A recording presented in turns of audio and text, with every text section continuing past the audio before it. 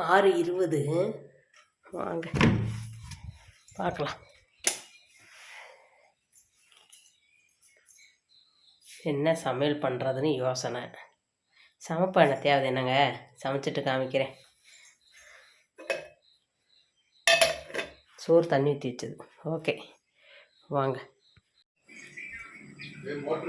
அமர்த்திட்டேன். Time பார்த்தீங்கன்னா 7:55 8:55 7:55 ஆகுதுங்க.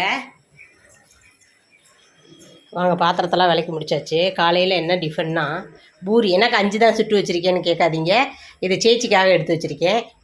பூரிக்கு தொட்டுக்க பாஜி, உருளைக்கிழங்கு பாஜி வச்சுருக்கேன். ஓகேங்களா. மத்தியானத்துக்கு இது நமக்கு சுட்ட பூரிங்க.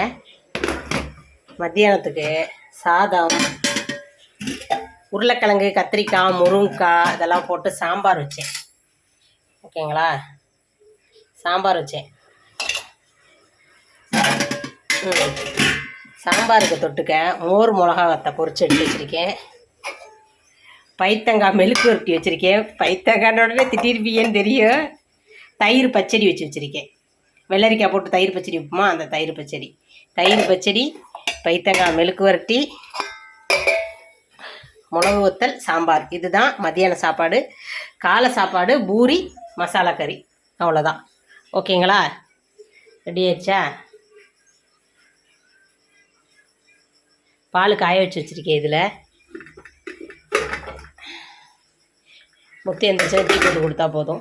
அது பூரி சட்டை எண்ணெயை ஆறட்டும்னு எடுத்து வச்சுருக்கேன்.